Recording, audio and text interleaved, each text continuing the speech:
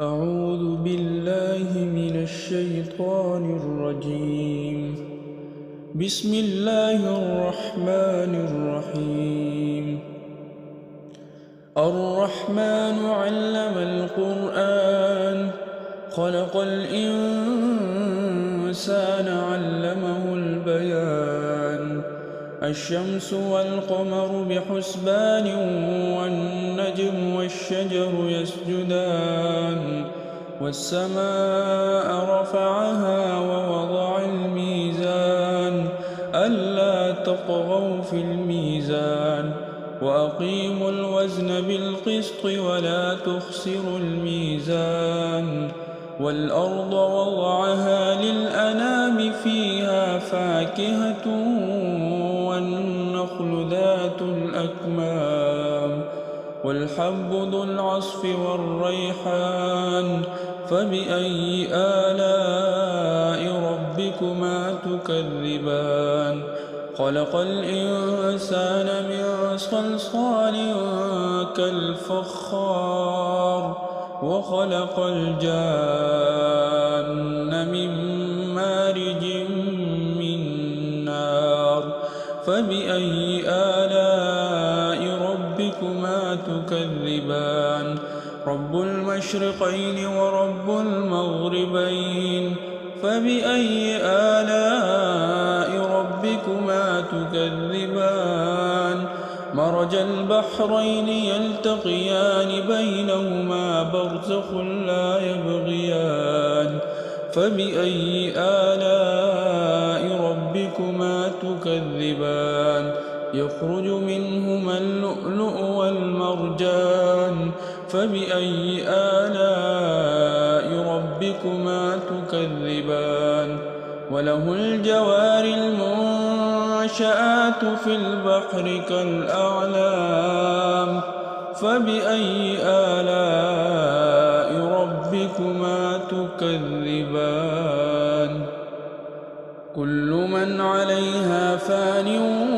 ويبقى وجه ربك ذو الجلال والإكرام فبأي آلاء ربكما تكذبان يسأله من في السماوات والأرض كل يوم هو في شأن فبأي آلاء ربكما تكذبان سنفرغ لكم أيها الثقلان فبأي آلاء ربكما تكذبان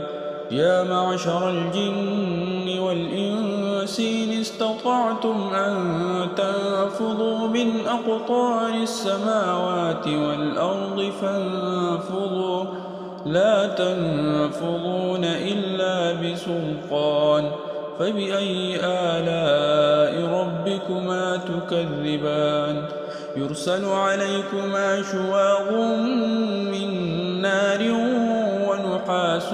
فلا تنتصران فبأي آلاء ربكما تكذبان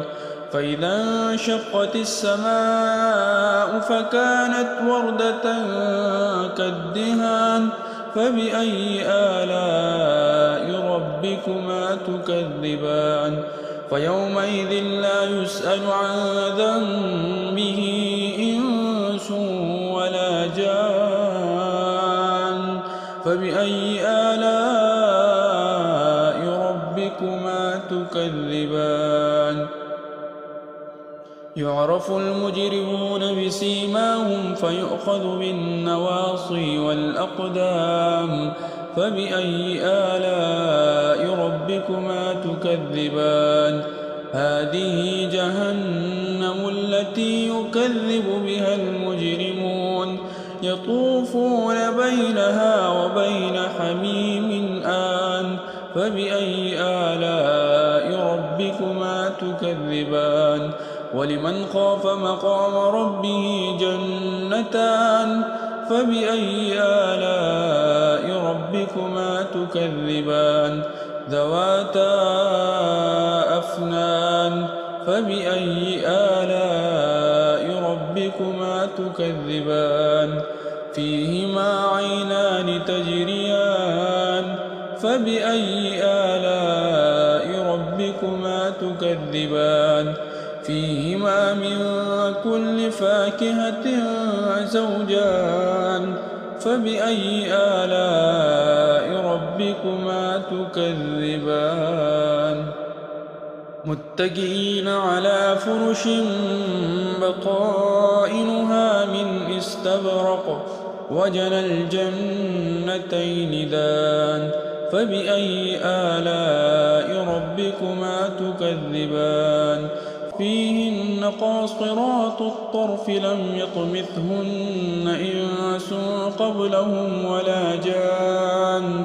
فبأي آلاء ربكما تكذبان كأنهن الياقوت والمرجان فبأي آلاء ربكما تكذبان هل جزاء الإحسان إلا الإحسان فبأي آلاء ربكما تكذبان ومن دونهما جنتان فبأي آلاء ربكما تكذبان مدهامتان فبأي آلاء ربكما تكذبان فيهما عينان نضاختان فبأي آلاء ربكما تكذبان فيهما فاكهة ونخل ورمان فبأي آلاء ربكما تكذبان فيهن خيرات حسان فبأي آلاء ربكما تكذبان حور مقصورات في الخيام فبأي آلاء ربكما تكذبان لم يطمثهن إنس قبلهم ولا جان فبأي آلاء ربكما تكذبان متكئين على رفرف خضر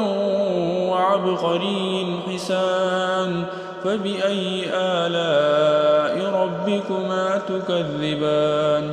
تبارك اسم ربك ذي الجلال والإكرام صدق الله العظيم.